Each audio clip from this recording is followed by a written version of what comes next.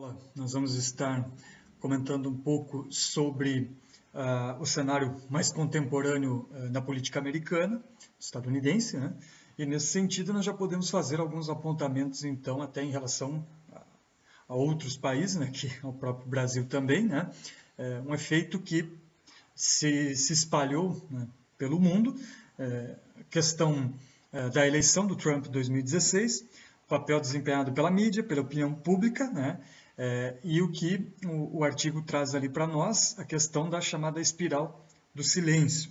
Mas eu já vou fazer alguns apontamentos nessa exposição também, de como esse processo mudou ao longo da presidência do Trump. E em 2020, então, nas eleições, você vê eleições completamente diferentes ao que foram em 2016. E você percebe também como, a partir de então, a política dos Estados Unidos tem seguido por um caminho bem diferente do que parecia até então, e tudo centrado na figura do Trump, né? Primeiro, a gente tem que ter em conta o cenário das eleições de 2016 que se desenvolveu, né? Um cenário de polarização política, né, em primeiro lugar, que foi sendo aprofundado cada vez mais, né? Especialmente pela própria retórica utilizada pelo Trump ao longo da campanha, né? E, de alguma forma, a Hillary Clinton se colocando como absolutamente oposta, antagônica em relação a tudo que o Trump representava, né? Isso, de alguma forma, na sociedade foi tendo cada vez mais uma influência, né? Temos também um certo cenário de desgaste partidário dos dois lados, né? Nesse sentido, vocês podem ver como uma candidatura que já se discutia desde o final dos anos 80, a possibilidade do Donald Trump ser candidato à presidência da República, né? Ele sempre colocando, mas colocando de uma forma para sempre estar na mídia, né? Sempre estarem falando do nome dele, né? Mas em 2015, então, vendo esse cenário de que os republicanos os nomes que se postulavam e que disputaram com ele, né, eram nomes que não, na opinião pública, não eram nomes assim majoritários, né?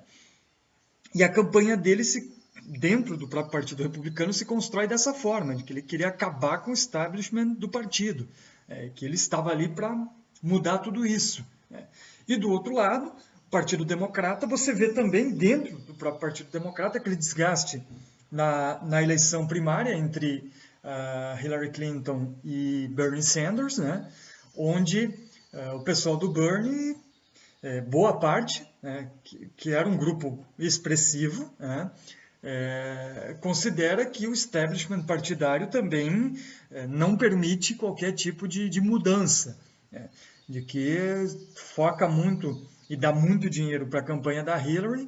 Nesse sentido, ela representa o establishment, que já não responde muito às demandas que essa parte, especialmente a população mais jovem, não observa na Hillary e no Partido Democrata daquele momento a resposta para suas demandas, né? Então você vê como dos dois lados, né, você tem esse desgaste partidário. E também observa-se uma relativa crise do próprio sistema eleitoral, né? E nesse sentido, você vê que ali a abstenção ainda continuava sendo muito alta, né? Enquanto que os eleitores do Trump conseguiram ser mobilizados muito mais do que os eleitores da Hillary Clinton. Ali foi uma época também que você começa a observar muito essa discussão sobre terceiras forças, terceiros partidos, né? Porque muita gente não se sentia representada nem pelo Partido Republicano, nem pelo Partido Democrata. Buscava, de alguma forma, ter algum tipo de alternativa. Sendo que existem essas alternativas, sim. Você pode ver pelo Partido Verde, você pode ver por próprios partidos socialistas que tem nos Estados Unidos, né? Mas que não, partidos nacionalistas, né?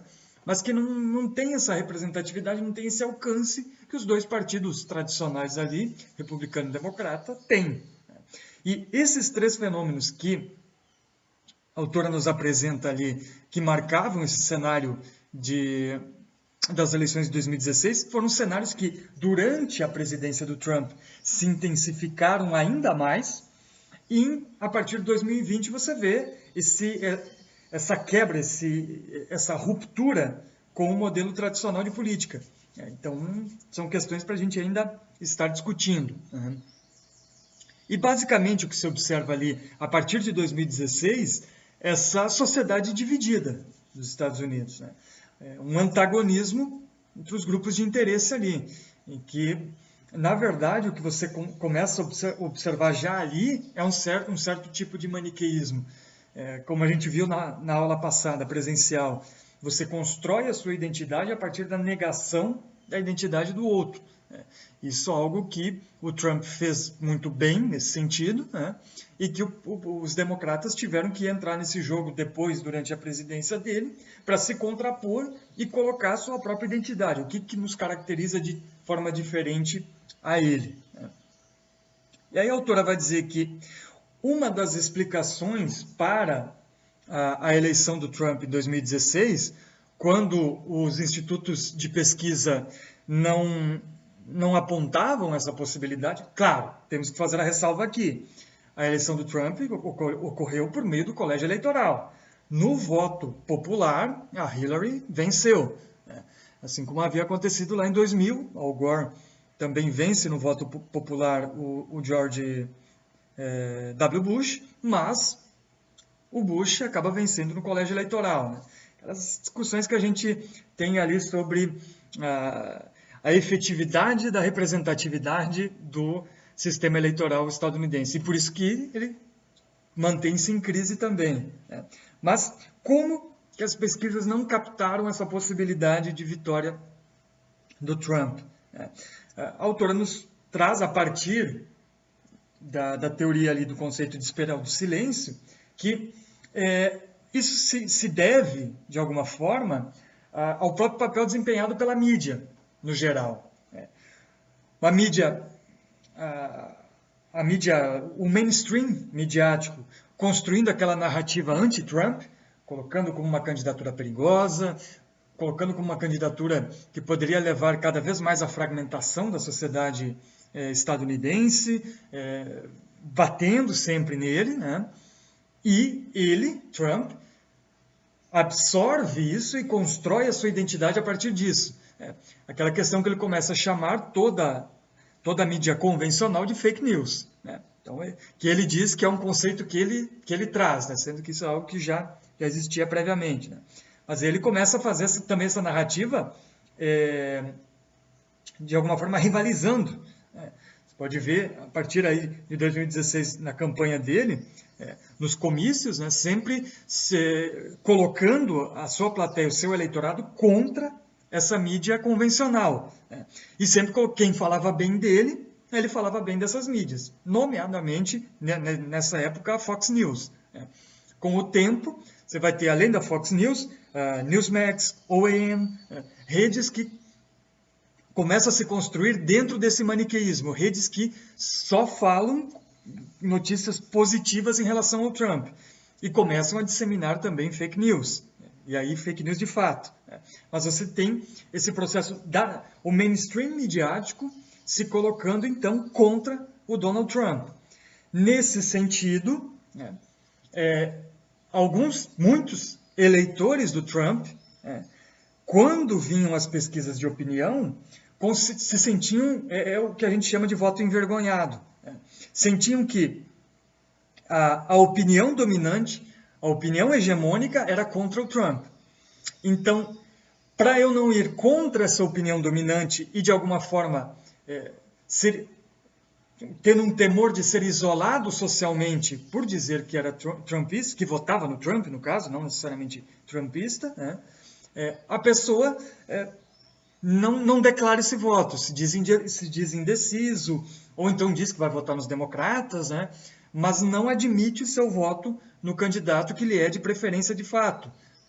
Isso a gente viu também de alguma forma aqui no Brasil, em 2018, agora já muito menos isso, mas o voto envergonhado em 2018 é que existiu também. Muita gente que não admitia que votaria no Bolsonaro justamente por considerar que a opinião dominante era essa opinião contrária a ele. Então, para eu não ser contrariado, né, eu dou a opinião que eu acho que é a correta, digamos assim. Né? E isso vem, então, dessa questão da espiral do silêncio, né? De que por um temor de isolamento social, as pessoas acabam dizendo que vão votar. Isso na verdade, os mais moderados que acabaram votando em Trump. Né? Porque o que a gente tem que considerar também é que já com essa polarização iniciada ali em 2016, já há uma base trumpista que vai se constituindo ali, que não tem esse voto envergonhado, não. E ao longo do governo do Trump, né, isso que eu digo aqui, claro, o artigo nos diz sobre as eleições de 2016, né, o que acontece ali, tentando explicar por que as pesquisas de opinião, por que a mídia convencional, a opinião pública, digamos, não captou essa possibilidade de vitória do Trump. Mas a partir de 2017, com o governo Trump, essas questões elas mudam completamente. Por quê? Porque tendo a máquina pública a seu favor, o Trump começa a construir a sua própria narrativa oficial. E o trumpismo, aqueles que seguem o movimento, começam de alguma forma a falar abertamente sobre isso. Já não tem mais esse receio, essa vergonha. Né? O que vai nos levar para as eleições de 2020. Onde ali o voto envergonhado, talvez em 2020, poderia ser em Biden. Em pessoas que convivem em círculos trumpistas, mas que, por meio do isolamento social, votam no Biden, mas não admitem isso.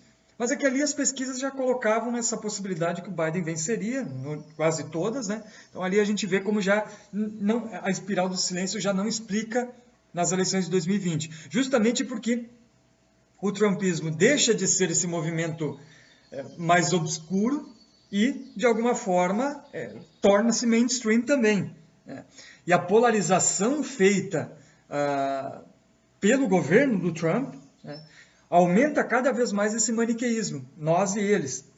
Que, por exemplo, durante o governo dele, as mobilizações de supremacistas brancos. Você vai me dizer que, antes de Trump, você teria essa possibilidade de tão recorrentemente você ter essas mobilizações. O fato dele não necessariamente endossar, mas dizer que, né, a gente tem que entender que quando você coloca ali fascista e antifascista e diz que tem gente boa e gente ruim dos dois lados, né, você dá essa possibilidade ali de atuar abertamente, coisa que antes não se fazia. Esse voto envergonhado e essa atuação envergonhada já não acontece mais. Porque de dentro da Casa Branca você tem alguém que não vê problemas, porque é a liberdade de expressão, pode falar o que quiser. Então é isso que a gente tem que ver, aqui no Brasil acaba acontecendo também, né, que esses extremos, quando eles são colocados diante da sociedade, isso vai abrindo espaço para adesão. Isso que a gente tem que ter uma certa ressalva. A autora diz que ali em 2016, a figura de liderança de Trump não era tão essencial assim. Era muito mais essa crítica e a crise do modelo tradicional do mainstream e da Hillary Clinton, representada por ela. Agora, a partir do governo dele, ele começa a centrar tudo na imagem dele. Então, isso que a gente vai ver que entre 2017 e 2020, nas eleições de 2020, e tudo que aconteceu depois, o movimento trumpista vai se focar na figura dele. Tanto é que depois, que nós podemos dizer de efeito QAnon e outras teorias da conspiração que vão saindo ali das partes mais escondidas da Dark Web, né, e vão se tornando cada vez mais mainstream também, a gente vai vendo como a figura dele torna-se central. E a política republicana contemporânea nos Estados Unidos, na verdade, fica centrada em Trump. Ou você apoia ele ou você perde. É algo que nós estamos vendo agora nas eleições de meio de mandato lá. Os candidatos republicanos que não se focaram no apoio ao Trump, eles foram massacrados pelos candidatos trumpistas. E eu acho interessante até que eu assisto muito os comentaristas políticos, analistas políticos dos Estados Unidos, eles colocam isso, que o Trump está fazendo isso para provar o argumento dele. O argumento dele é: o sistema político dos Estados Unidos está falido. Então, qualquer candidato que eu coloco ali, por mais absurdo que ele seja, pelo fato de ter o meu apoio, ele derrota o candidato oponente dentro do partido e pode derrotar o democrata nas eleições. Então, qualquer candidato. Se eu disser que um ex-jogador de futebol americano que não tem nenhuma capacidade de se expressar, se eu disser que ele é o meu candidato, ele tem chance de se tornar senador, pelo simples fato de que eu estou dizendo que ele pode ser. Então, isso que o artigo aqui, ele não busca captar esse tipo de análise, o foco dele está nas eleições de 2016. Mas a partir dali, 2018, nas eleições de meio de mandato, 2020, quando candidatos que dão suporte a Trump, candidatos que dão suporte a teorias da conspiração e candidatos que dão suporte especialmente à maior teoria da conspiração que nós observamos politicamente nos últimos anos, que é a Big Lie, a fraude nas eleições de 2020, os candidatos que dão suporte abertamente a isso estão sendo eleitos. E o que isso nos diz sobre o sistema político, sobre o sistema eleitoral?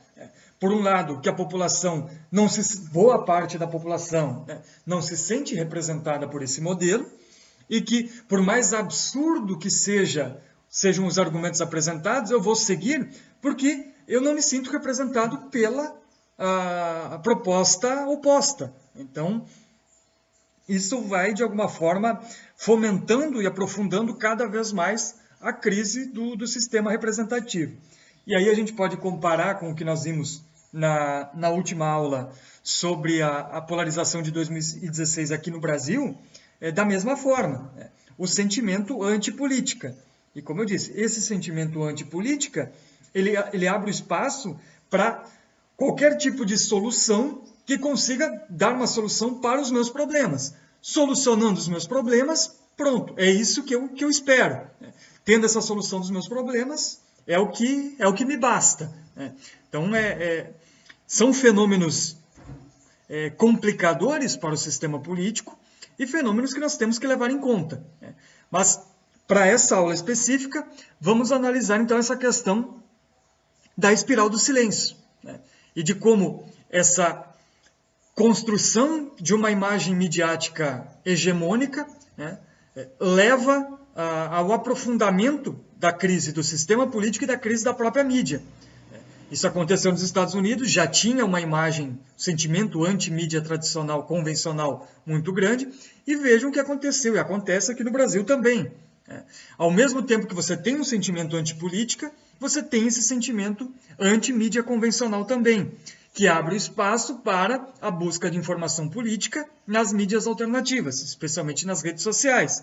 O que nós já discutimos na última aula também, essa informação não passa pelo mesmo processo de checagem que passa a mídia convencional.